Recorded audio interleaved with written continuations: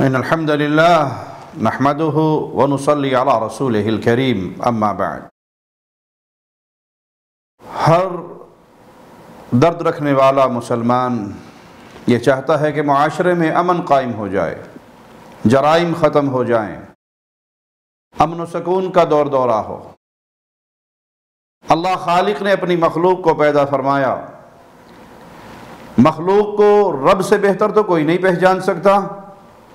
اس خالق نے معاشروں کے امن کے لیے قوانین بھی نازل فرمائے، جرائم ختم کرنے کے لیے اللہ کی طرف سے حدود نازل ہوئی۔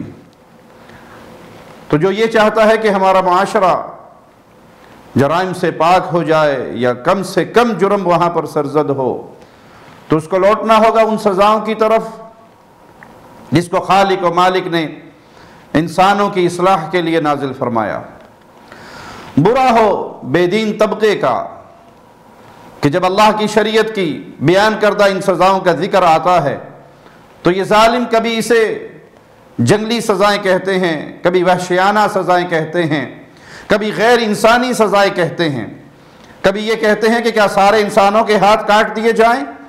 نعوذ باللہ ثم نعوذ باللہ، تم اللہ کے مقرر کردہ سزاؤں کو غیر انسانی کہہ کر اپنے رب کی توہین نہیں کر رہے؟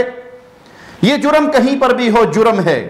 وہ مدرسے کا مفتی کرے تو جرم ہے، وہ کالج کا لیکچرار کرے تو جرم ہے، وہ یونیورسٹی کا پروفیسر کرے تو جرم ہے، مدرسے مسجد میں ہو تو جرم رہتا ہے، اور بے حیائی و بدکاری کی جگہ پر ہو تب بھی وہ جرم رہتا ہے۔ یہ نہیں ہے کہ کالج یونیورسٹی میں ہو یا سینما گھر میں ہو یا کہیں بے حیائی کے اڈوں پر ہو تو چونکہ وہ کرنے والا بے دین،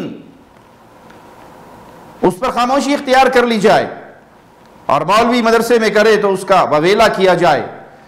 نبی کریم صلی اللہ علیہ وسلم نے کتنا پیارا قانون دیا کہ اگر میری بیٹی فاطمہ بھی چوری کرتی تو میں اس کا ہاتھ کاٹ ڈالتا۔ اس مفتی کو نبی کریم صلی اللہ علیہ وسلم کی حدیث کی روشنی میں، جس میں آپ نے فرمایا فاعل اور مفعول دونوں کو قتل کر دیا جائے، تو اس کی سزا شریعت نے قتل بیان کی ہے۔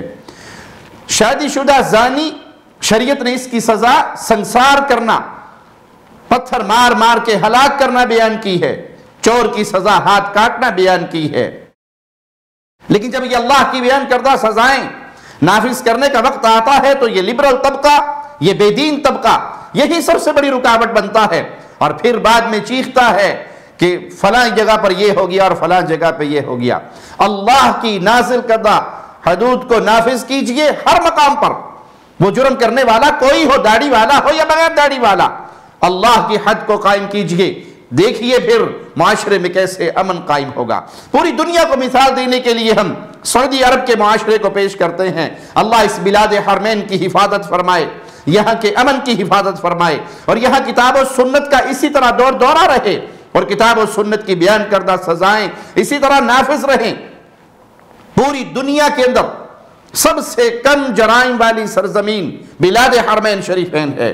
کیا وجہ ہے؟ کیا یہاں کے رہنے والے لوگوں کو شیطان گمراہ نہیں کرتا ہے، لیکن سلطان کی تلوار ان کو لٹکی ہوئی نظر آتی ہے کہ اگر کوئی زنا کرے گا اس کو سزا دی جائے گی، چوری کرے گا ہاتھ کاٹا جائے گا، قتل کرے گا تو بدلے میں قتل کر دیا جائے گا۔ تو پیارے بھائی، اس بلاد حرمین کو اپنے لیے آئیڈیل بنائیے، اور اپنے اپنے ملکوں میں اللہ کی مقرر کردہ حدود کو نافذ کیجئے۔ امن و امان کا دور دورہ ہوگا، اور یہ تمام بدکاری اور بے حیائی کے راستے بند ہوں گے۔